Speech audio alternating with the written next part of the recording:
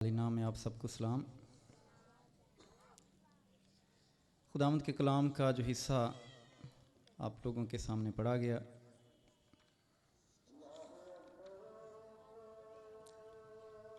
तुम खुदावंद अपने खुदा की इबादत करना, तब वो तेरी रोटी और पानी पर बरकत बख्शेगा और मैं तेरे बीच में से बीमारी को दूर करूंगा। बरक़ात के दो हिस्से हैं इस आयत में। एक तो जो चीज़ ईमानदार खाता है उस पे बरकत होगी, और फिर अगर उसके घर में कोई बीमारी है, कमी कमज़ोरी है, तो खुदा उससे दूर करेगा। इस बरकत को हासिल करने के लिए, पाने के लिए, जिस बात को इस आयत में बुनियाद बनाया गया है वो ये है कि तुम खुदावंद अपने खुदा की इबादत करना। इबादत करने के वसीला से ईमानदार जो चीज़ें खाता उसके लिए बाबरकत ठहरती हैं, और ईमानदार अपनी बीमारियों से शिफा पाता है। इबादत का जो लफ्ज़ है ये अब्द से निकला है, और अरबी में अब्द का मतलब गुलाम या बंदा है। जैसे अब्दुर्रहमान, अब्दुल हक, अब्दुल्ला।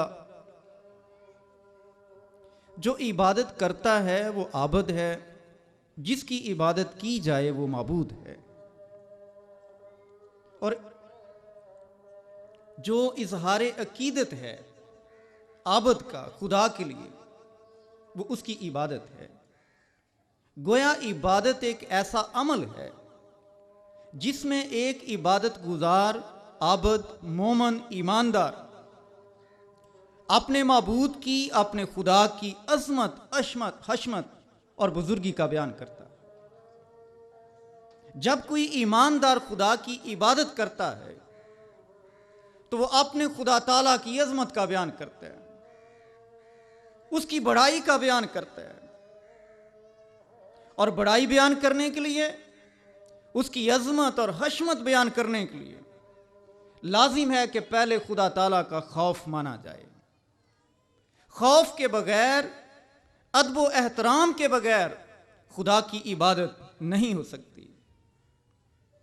जिस शख्स के लिए आपके दिल में खौफ, अदब, एहतराम नहीं है, क्यों कर उसके लिए आप साबित कर सकते हैं कि मैं उसका गुलाम हूं, बंदा। इबादत करने के लिए ज़रूरी चीज़ यह है कि जिसकी हम इबादत करें, जिस खुदा की हम इबादत करें, उसका खौफ हमारे दिलों में मौजूद हो। इसलिए पाक कलाम में लिखा है, खुदावंद का खौफ हिकमत का, दनाई का शुरू है। जब तक खुदा का खौफ दिल में नहीं है, इलाही हिकमत हम कभी भी हासिल नहीं कर सकते। और यिर्मयाह नबी के सीफे में लिखा है, खुदावंद फरमाता है, क्या तुम मुझसे नहीं डरते? क्या तुम मेरे हुजूर में थरथराओगे नहीं? जिसने रेत को समुंदर की हद पर अब्दी हुक्म से कायम किया, क्या वो उससे आगे नहीं बढ़ सकता? और हर चंद उसकी लहरें उछलती हैं तो भी गालिब नहीं आती, और हर चंद शोर करती हैं तो भी उससे तजावुज नहीं कर सकती। खुदा ताला में कुदरत है। उसने अपनी कुदरत के एतबार से कायनात को खलक किया। उसने समुंदर की हदूद को मुकर्रर किया। गो समंदर में मद्दो जज़र पैदा होती हैं तो भी उसकी लहरें हद को क्रॉस नहीं कर सकती। यह खुदा की कुदरत है। और नबी बयान करता है, यिर्मयाह नबी, कि खुदा की कुदरत के बायस, उसके अजीब कामों के बायस उसका खौफ मानो, उससे डरो, उससे थरथराओ। कोई भी शख्स खुदा ताला का खौफ माने बगैर खुदा की इबादत नहीं कर सकता। खौफ के अंदर जो एक राज पिन्हा है वो ये है कि ईमानदार खुदा का मती हो जाए, ईमानदार खुदा का फरमाबरदार हो जाए, उसके अहकामात की ताबे फरमानी करे। ताहम याद रखें, खुदा के अहकामात की जो फरमाबरदारी है वो इस्तरारी नहीं है। ये नहीं कि खुदा ज़बरदस्ती अपने अहकामात की फरमाबरदारी करवाता, नहीं, वो हमारी आज़ादी को कायम रखता है। ये फरमाबरदारी इख्तियारी है। ईमानदार अपनी रजामंदी से, अपनी खुशी से और दिल की चाहत से खुदा के अहकामात की फरमाबरदारी करता है। और सबब इसका ये है कि चूंकि खुदा दिलों और गुर्दों को जांचने वाला है, वो हमारे बातन पे नजर करता है। और अगर दिल की खुशी, बातन की खुशी इबादत में शामिल ना हो, अहकामात की फरमाबरदारी में शामिल ना हो, तो खुदा ऐसी इबादत को कभी भी पसंद नहीं करेगा। हमारा खुदा ऐसा नहीं है कि जिसने हाथ में एक स्टिक पकड़ी है, छड़ी पकड़ी है और वो कहता मेरी इबादत करो, मेरी इबादत करो। नहीं, वो इंसान की आजादी को कायम रखता है और इस बात का तलबगार है कि इंसान खुशी से, आजादी से, अपना इख्तियार रखते हुए, मुख्तार होते हुए मेरी इबादत करे। हकीकी इबादत जो एक तरह से डरा देने वाला खौफ है, उस पर मबनी नहीं है। जो एक तरह से इंसान के अंदर लालच और हवस है, उस पर मबनी नहीं है, बल्कि हकीकी इबादत खुदा की मोहब्बत पे मरकूज होती है। ईमानदार का जब दिल खुदा की मोहब्बत से भरा होगा तो वो खुशी से, इंतहाई चाहत से खुदा के हुजूर झुकेगा। खुदा ने मूसा को जब 10 अहकामात दिए तो वो 2 तख्तियों पर थे, एक पे 4 अहकामात, दूसरी पे 6 या दोनों पे बराबर बराबर। ताहम 2 तख्तियों की जो तफसीर की जाती है वो ये है कि इबादत का ताल्लुक सिर्फ खुदा से नहीं है, बल्कि इबादत का ताल्लुक इंसानों के साथ भी है। चूंकि 10 अहकामात में खुदा के ताल्लुक से भी अहकामात थे और इंसानों के ताल्लुक से भी अहकामात थे। कोई भी इबादत जो सिर्फ खुदा से मुतल्लिक हो वो रस्मी इबादत कहलाएगी, और रस्मी इबादत कभी भी खुदा के हुजूर कबूल नहीं होती जब तक कि अमली इबादत साथ ना हो। अमली इबादत ये है कि जो इंसानों के ताल्लुक से अहकामात हैं उनको भी पूरा किया जाए। मुनाफिक लोग रस्मों को तरजीह दिया करते थे और समझते थे कि जब हमने रसूमात को पूरा कर लिया तो हम खुदा के लोग हैं। वो दया-यकी देते, वो रोजे रखते, हैकल में कुर्बानियां पेश करते और गुमंड का इजहार करते, तकब्बुर का इजहार करते।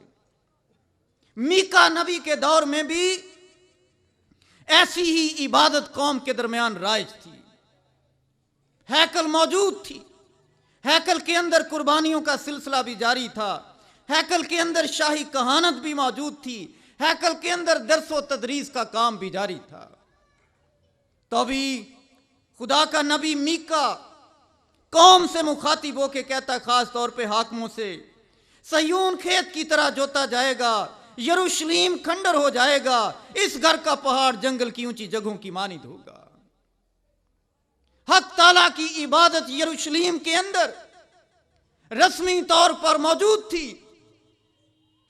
कहानत मौजूद है, कुर्बानियों का सिलसिला भी जारी है, दर्स व तदरीस का काम भी जारी है। फिर भी खुदा अपने नबी की मार्फत कहता है कि यरूशलेम बर्बाद हो जाएगा, हैकल बर्बाद हो जाएगी। पाक पहाड़ पे बनी हुई हैकल तबाह बर्बाद हो जाएगी। और लिखा उस घर का पहाड़ जंगल की ऊंची जगहों की मानिद होगा। जिस जगह पे हैकल बनाई गई, नबी कहता लंबे लंबे दरख्त उगाएंगे, जंगल का सा हाल उस पहाड़ का हो जाएगा। और यह समझने के लिए इंतहाई कीमती नुक्ता है कि उन अयाम में खुदा की कौम में इबादत, जो रस्मी इबादत है, वो जारी है। लेकिन इस रस्मी इबादत के बावजूद खुदा अपनी कौम से कहता अपने नबी की मार्फत, यह शहर बर्बाद हो जाएगा, हैकल बर्बाद हो जाएगी और तुम भी असीर होकर बाबल में पहुंच जाओगे। और घुमंडी लोग कहते थे, क्या खुदा हमारे दरमियान नहीं, बस हम पर कोई बला नहीं आएगी। यरूशलेम के अंदर हैकल है, हैकल में खुदा बसता है, और हैकल के अंदर जितने भी इबादत के तकाजे हैं वो सारे पूरे हो रहे हैं। ऐ मीका नबी तू झूठ कहता है। और यही वजह थी जब तकरीबन 100 साल के बाद यिर्मयाह नबी बर्पा हुआ, यहूदा की सल्तनत का आखिरी नबी, और नबी ने भी यही मुनादी की, यिर्मयाह ने भी, तुम्हारे गुनाह की वजह से खुदा तुम्हें बाबल के हाथों बर्बाद होने देगा। यिर्मयाह के दौर में भी हैकल मौजूद है, हैकल के अंदर रस्मी इबादत मौजूद है, लेकिन खुदा यिर्मयाह की मार्फत कहता है यरूशलेम बर्बाद हो जाएगा, हैकल बर्बाद हो जाएगी, तुम असीर होकर बाबल में पहुंच जाओगे। और यिर्मयाह नबी ने जब कहा क्या जिलाद में रोगने बिलसान नहीं है, क्या वहां कोई तबीब नहीं, मेरी बिनते कौम शिफा क्यों नहीं पाती। रोगने बिलसान से मुराद खुदा का कलाम, तबीब से मुराद खुदा का नबी। नबी भी कौम के दरमियान मौजूद है, नबी के मुंह में जो कलाम है वो भी खुदा का कलाम उनके दरमियान मौजूद है। फिर भी नबी गिला करते हुए कहता है उस्ताद भी मौजूद है, कलाम सिखाने वाला उस्ताद भी है, कलाम भी है, फिर भी कौम शिफा क्यों नहीं पाती। इसलिए कि कौम का ध्यान सिर्फ रस्मी इबादत की तरफ है, अमली इबादत की तरफ नहीं है। मीका के दौर में भी हाकिम सरदार गरीबों पे जुल्म करते और अमीरों से रिश्वत लेते हैं। यिर्मयाह के दौर में भी सरदारों और हाकिमों का यही हाल है। खुदा के अहकामात 2 तख्तियों पे दिए गए, जिसकी तफसीर यह है कि इबादत का तअल्लुक खुदा से भी है और इबादत का तअल्लुक इंसानों से भी है। और यिर्मयाह नबी हाकिमों से कहता है तुम सयून को खून रेजी से और यरूशलेम को बेइंसाफी से तामीर करते हो, तुम उमरा से अमीरों से रिश्वत लेकर गरीबों के साथ बेइंसाफी करते हो, तुमने गरीबों पे जुल्म और तशद्दुद किया है और बेइंसाफी करके तुमने अपने महल तामीर किए हैं। यह तुम्हारे गुनाह का सबूत है। हैकल के अंदर तो रस्मी इबादत करते हो, लेकिन जो इबादत की अमली शक्ल है, गरीबों की मदद करना, इंसानों के साथ सही सलूक करना, वो तुम में नहीं है। और नबी वहां पे मजीद कहता है तुम मेरे सुलह पसंद और बेफिक्र राहगीरों की चादर उतार लेते हो, तुम मेरे लोगों की औरतों को उनके मरगूब घरों से निकाल देते हो। उस वक्त में ईमानदारों का, खुदा की कौम का बाकी लोगों के साथ वतीरा ठीक नहीं था। यसाया 58वें बाब में जब रोजे की बात की गई है तो खुदा के लोग कहते हैं हमने किस लिए रोजे रखे जबकि तू नजर नहीं करता, हमने क्यों अपनी जान को दुख दिया जबकि तू ख्याल में नहीं लाता। खुदा का जवाब यह था कि जो रोजा मैं पसंद करता हूं वो ये है कि तू अपनी रोटी भूखे को खिलाए, मस्कीनों को जो आवारा हैं अपने घर में लाए, और जब किसी को नंगा देखे तो उसे पहनाए, और तू अपने हम जिन्स से रूपोशी न करे। यह इबादत की अमली शक्ल है। एक इंसान रोजा रखता है 24 घंटे का, वो 2 दफा का खाना नहीं खाएगा। उस खाने की बचत कहां है। खुदा ने रोजों का भी अगर हुक्म दिया तो ना सिर्फ आजिज़ी और खाकसारी के लिए दिया, बल्कि खुदा का यह भी मकसद है कि जो बचत करते हो वो गरीब गुरबा पे खर्च करो। खुदा ने शरीयत में दे यकी का हुक्म दिया, अपनी पैदावार की दे यकी दो, अपने फलों की दे यकी दो, अपने जानवरों की दे यकी दो। क्या खुदा जानवरों के गोश्त का भूखा है? क्या खुदा गंदम और चावलों का भूखा है? नहीं। खुदा ने ऐसे अहकामात इसलिए मुकर्रर किए कि गरीबों की, बेवाओं की, यतीमों की, उसके काहिनों की मदद हो सके। बाइबल के खुदा का एक एक हुक्म इंसानियत की भलाई के लिए है। और यहां पर जो आयत शुरू में पढ़ी गई, तुम खुदावंद अपने खुदा की इबादत करना तब वो तेरी रोटी और पानी पे बरकत बख्शेगा और तेरे बीच में से बीमारी को दूर करेगा। मेरे अजीजों, हम भी कई बार रस्मी इबादत को तरजीह दिए जाते हैं। लोग चर्च के लिए बड़ा पैसा देते हैं, चर्च की बिल्डिंग खूबसूरत बने, लेकिन जिनके लिए चर्च बनाया जाता लोगों के लिए, उनके साथ कोई मोहब्बत का इजहार नहीं करते। उनको नफरत की नजर से देखते, हकारत की नजर से देखते। मसीह खुदावंद ने फकीहों से कहा, तुम जीरे पे दाए यकी देते हो, सौंफ पे दाए यकी देते हो, लेकिन तुमने रहम और इंसाफ को छोड़ दिया। दाए यकी ये नहीं है कि अपनी मलकियत हक ताला को दी जाए, बल्कि मकसद ये है कि गरीब गुरबा के साथ, इंसानों के साथ अच्छा सलूक किया जाए। वरना खुदा हदियों का भूखा नहीं है।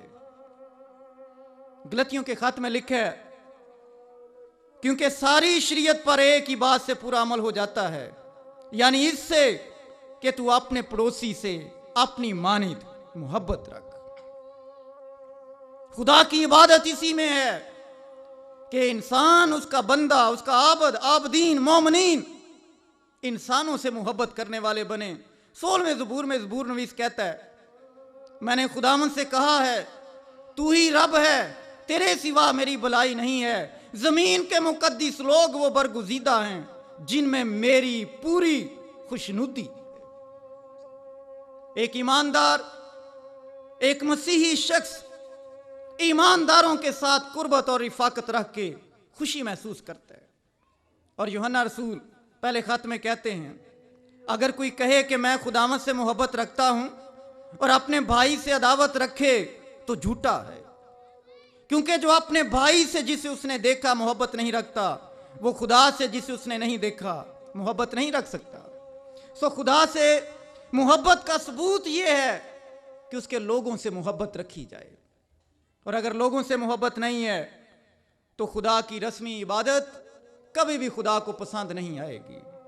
मीका के दौर के लोग, यसाया नबी के दौर के लोग, यर्मिया नबी के दौर के लोग खुदा की रस्मी इबादत कसरत के साथ कर रहे थे, तो भी खुदा ने उनको उनके गुनाह की सजा दी, क्योंकि रस्मी तौर पे तो खुदा की इबादत करते थे, लेकिन इबादत की अमली शक्ल उनकी जिंदगियों में मौजूद नहीं थी।